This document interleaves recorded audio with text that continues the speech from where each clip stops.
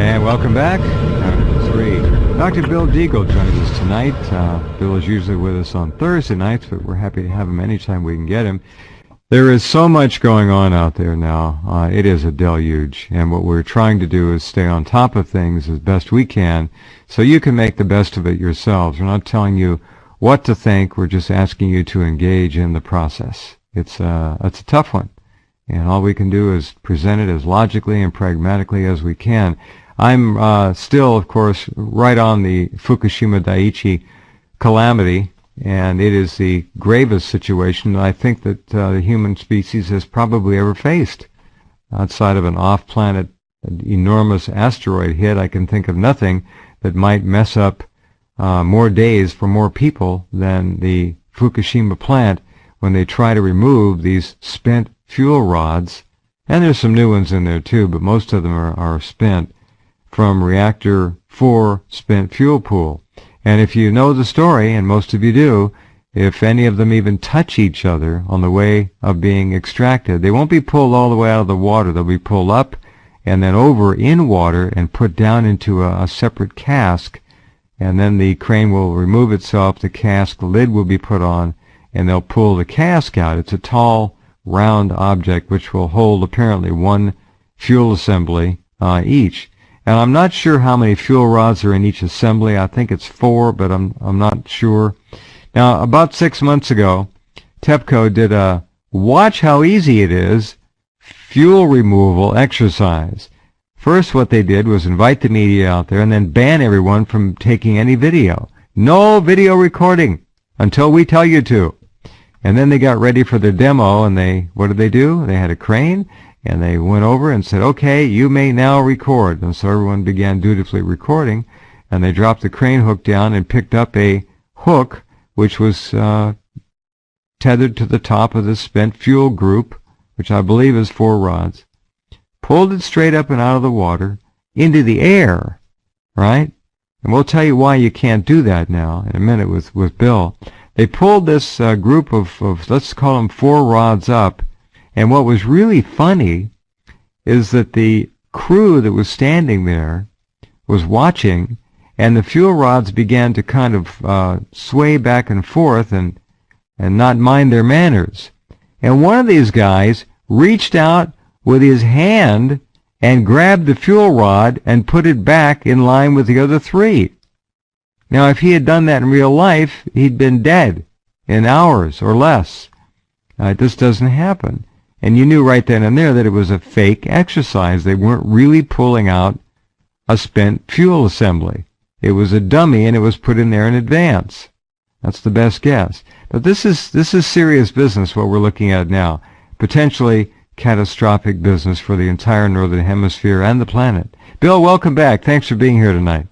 Yeah, there's a lot of issues. I want to touch on a few things that haven't been covered that are around Fukushima. The issue that keeps coming up that we've reported on repeatedly with Chris Harris, that's his radio name, our nuclear safety expert, and he's one of the top 40 experts in the world, so he recently went to KEPCO in South Korea to review all of their nuclear plants. So he's a active working nuclear safety officer. Mm-hmm. And it was a key issue that the one that he's most concerned about straight off is the loss of the borinated rubber between all the fuel rod assemblies. That's gone now. Which means if you did pull up these rods and they bang together, they're going to cause a critical reaction, which can cause a trigger what's called a pyrophoric fire. The second thing is the seal, which is in all these fuel cooling pools. And because of neutron annealing and time, it's destroying the seal. And the two things will happen, either just decay of it, which can't be fixed. In other words, you can't fix this in the current situation. But if the tanks twist with an earthquake or with the sides and tilt over, just that portion will pull the fuel rod seal of the pool. And once they drain, all these fuel rod assemblies will not only bang against each other, there'll be no water to slow the neutrons. This story came out a few days ago, and we mentioned it. We have the clip. We're going to play it in a moment. If you just joined us, by the man voted most popular, the man of Canada, David Suzuki, has gone on record, and then he mentioned in the papers, in the reports, we've dug these up because we've covered these. These are scientific reports, what scientists have said. the probability of an earthquake, and what it'll do if there's full meltdown of the fuel rods stored there. And the ground's all spongy and eroding into a huge sinkhole, and another tsunami, a 7.2 earthquake, it's over. And it just shows the insanity of the power structure. And now they're getting ready to start removing the fuel rods. That, statistically, they believe will probably cause them to bang together and catch on fire.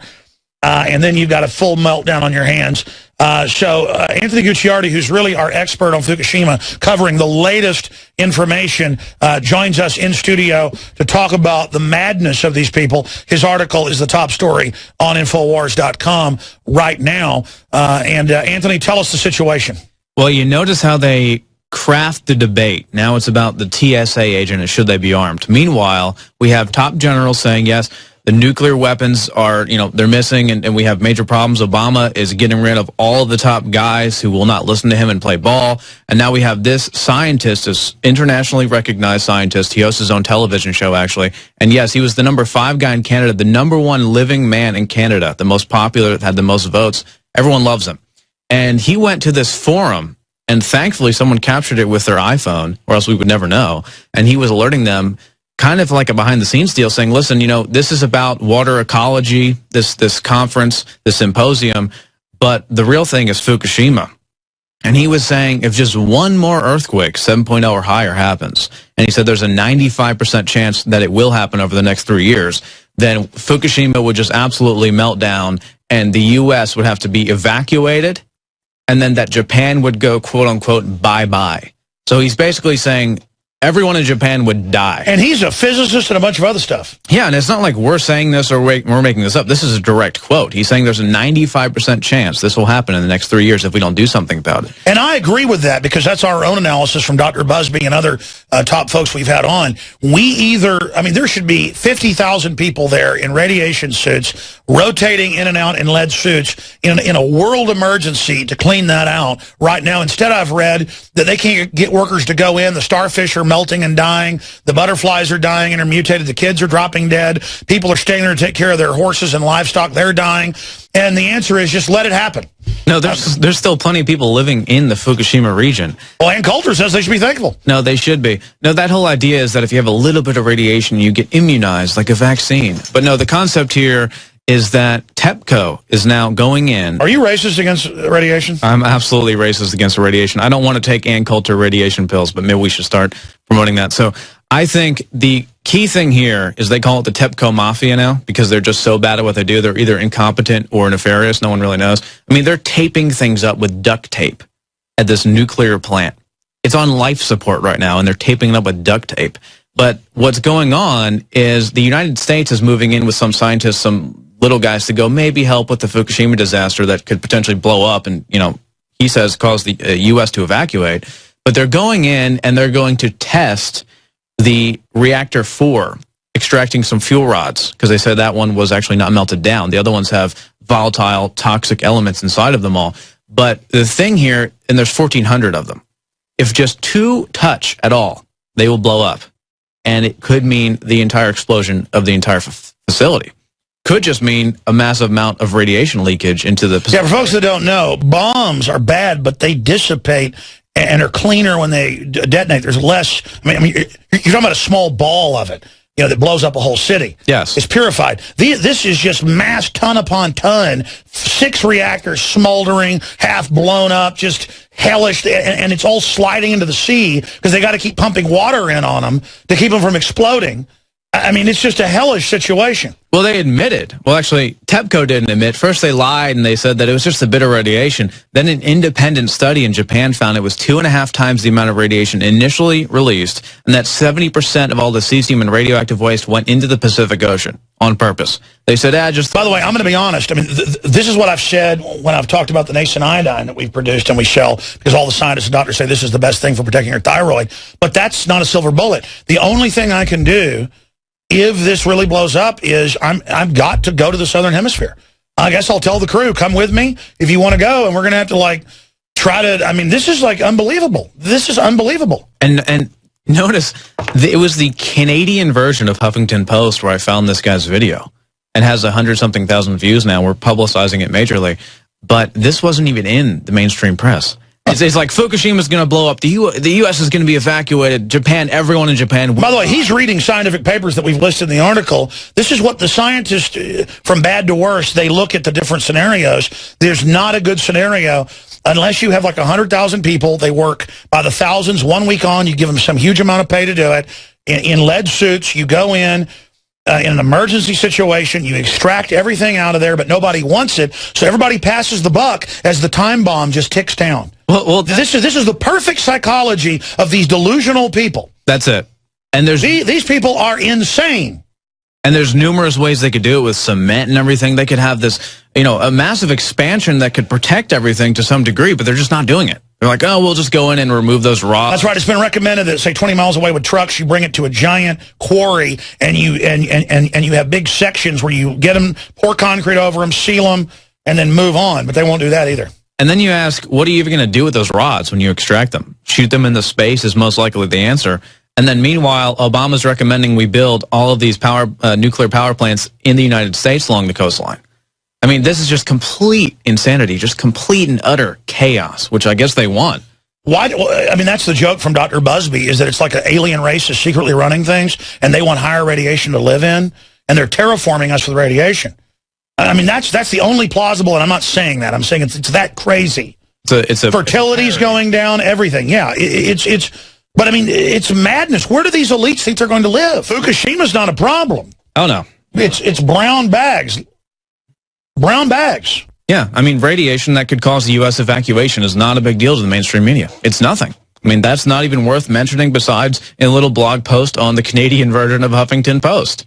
I mean, it's not even in the news. RT's reporting on it, but they report on all the Fukushima stuff. By the way, speaking of Fukushima, let's play the clip of award-winning scientist David Suzuki has gone on record in public. Top scientists, another Fukushima quake would mean U.S. evacuation on the West Coast. Bye-bye, Japan. That if, in fact, the fourth plant goes under an earthquake and those rods are exposed, it's bye-bye, Japan. And everybody on the west coast of North America should evacuate. Now, if that isn't terrifying, I don't know what is. And by the way, we've had Dr. Busby on, we've had other physicists on. This is a real possibility. No, there's no question. I mean, if there was another earthquake at the direct site of Fukushima, I mean, this is a top scientist who's researching this, and this was a water ecology symposium. In fact, what's the hydrology term they use where it's all spongy and it's all sinkholing? No, exactly. It's a form of erosion that happens. And basically, liquefaction. They've already destroyed the Pacific anyway. And there's so much toxic debris and contaminants in the Pacific Ocean that it's just swallowing the whole of Fukushima. And God forbid there is another earthquake. He says there's a 95% chance in the next 3 years there'll be one. But one thing we didn't even mention, by the way, I'm not even as concerned about the earthquake. I'm concerned about TEPCO going in with those 1,400 spent fuel rods and two of them coming together. I think there's a much bigger probability of that happening, and that's happening now this month. In 2 weeks, they're starting the test protocols for that. And we have someone quoted here speaking on that. Dr. Helen Caldecott says that two rods could touch each other in this process, which has been done before, and there could be a fission reaction and a very large release of radiation just from two rods. I have less faith in TEPCO than I do. I agree. Well, your article's up on Infowars.com. Workers at the Fukushima Daiichi nuclear plant have been battling problem after problem. They've been plugging leaks and scrambling to build storage tanks for contaminated water. Now they're about to begin work on a task that's taken years to prepare. They're ready to move the fuel rods from the damaged reactor buildings to a safer location. NHK World's Yoichi Tateiwa has more in today's Nuclear Watch. The media entered the Fukushima Daiichi on Wednesday to see the number 4 reactor building. The building contains more than 1,500 fuel units. Most of them have been used. They're extremely hot, highly radioactive, and experts say they need to be kept cool for 30 to 40 years. The rods are stored in a pool about 20 meters above ground. The water traps radiation and keeps the rods cool. But a hydrogen explosion in 2011 weakened the building's structure. Experts say the rods must be moved to a safer place. Managers of Tokyo Electric Power Company have been preparing to start the job for the last 2.5 years. They plan to lift the rods out with a crane, but the building was too weak to support it, so workers built a steel frame. They will transfer the rods to containers that can seal in radiation. They will then move these to a storage facility within the compound and put them back into water. The job is far from straightforward. The workers have to maneuver the rods underwater to prevent any radiation from escaping, and they will have to cope with high levels of radiation, up to 200 microsieverts per hour. The working environment here is more difficult and stressful than usual. Therefore, I want to devote every effort to safely transfer all the fuel rods. TEPCO officials say it will take more than a year to remove all the rods from reactor number 4. Then, they will have to do it all over again at the 3 other reactors. They haven't said when they expect to finish. The operation is due to start this month. It's the latest hurdle in the long process of decommissioning the plant, a project that's expected to take up to 40 years. Yoichiro Tateiwa, NHK World.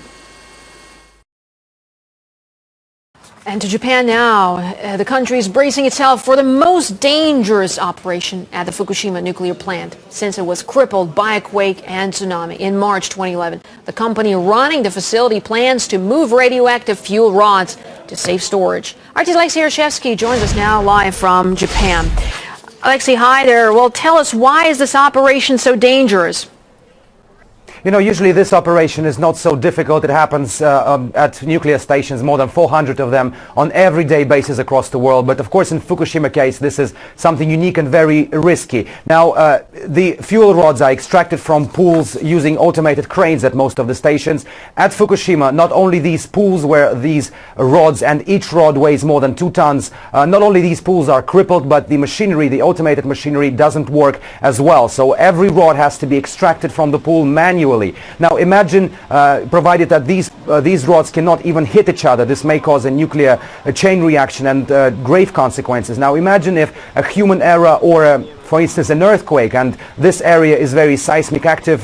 Just last week, 10 days ago, there was a earthquake in the area, a 7-point magnitude earthquake not far from the station. So anything like this, God forbid, of course, but if anything like this happens, then the consequences could be even more severe than what it is now. But the TEPCO company running the Fukushima clear-up process and the Japanese government are now in a vicious cycle situation because on the one hand, they need to remove these fuel rods. They are contaminating the water, as has been reported in the waters of the Fukushima nuclear power plant. And on the other hand, of course, this is a very risky venture because they have to literally extract every rod, and there's more than 1,000 of them, and each rod has to be extracted manually. Indeed, it's a very complex facility, and you've traveled to the exclusion zone. We know that. What did you see there? What did you witness there? Well, we just returned from the Fukushima exclusion zone. The closest we could get to the nuclear power station was about 6 kilometers, the final checkpoint before you enter the completely no-go zone. We actually managed to sneak inside the no-go zone in other parts of the area. And what surprised me the most, and I've been to the Chernobyl exclusion zone on many times, that some of the towns and villages just 10-15 kilometers from the nuclear power stations have now been reopened for people. We literally saw the people rebuilding their houses. To be fair, the radiation levels there are quite low. They are lower than in some of the European cities, in fact. But 60-70 kilometers from the station, the places which had never been in the exclusion zone, which had always been open to the people, we've managed to find hotspots of radiation with about 3 microsieverts per hour. And this is exactly the Chernobyl radiation level, the ones I witnessed in Chernobyl on many occasions. And this is, of course, creating a huge discourse and discussion in Japan, whether it was the right decision to reopen these areas, because again, if any earthquake or any calamity happens again, then these people would have to be re-evacuated again, even that's provided, of course, if there will be anyone to re-evacuate, depending on the scale of a possible tragedy. Well, just picking up on what you said about the discourse that's been opened by the situation in Japan, how strong is the anti-nuclear movement in the country?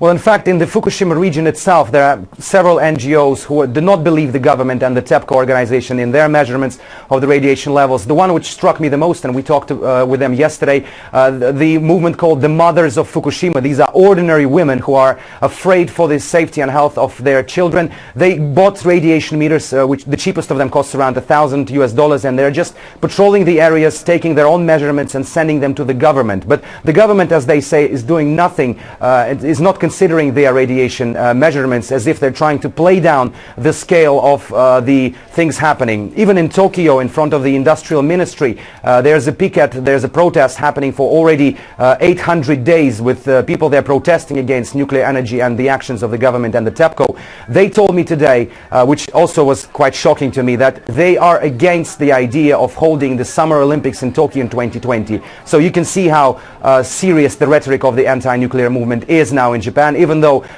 they say that their voice is being often silenced by those at power.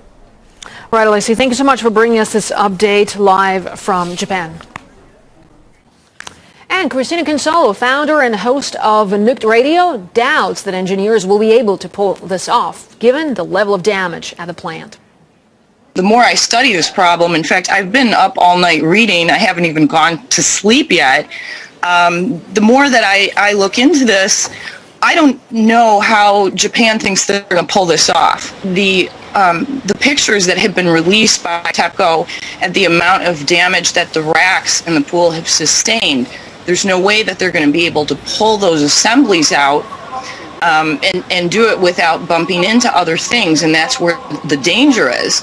The other problem is we have 3 molten cores that we don't even know where they are, and it's really surprising that there isn't a single expert that has called for ground-penetrating radar in order to identify where these cores are, so that that problem can also be addressed. Will be put on, and they'll pull the cask out. It's a tall, round object which will hold apparently 1 fuel assembly each.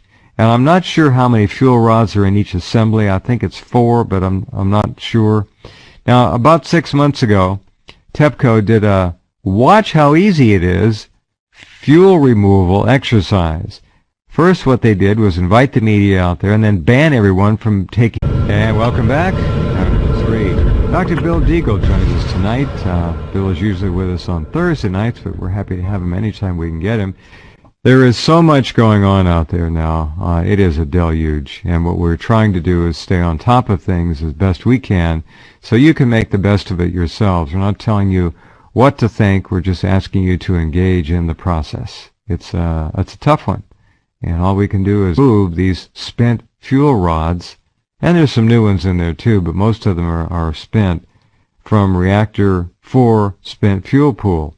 And if you know the story, and most of you do, if any of them even touch each other on the way of being extracted, they won't be pulled all the way out of the water. They'll be pulled up and then over in water and put down into a separate cask, and then the crane will remove itself, the cask lid. Any video. No video recording until we tell you to.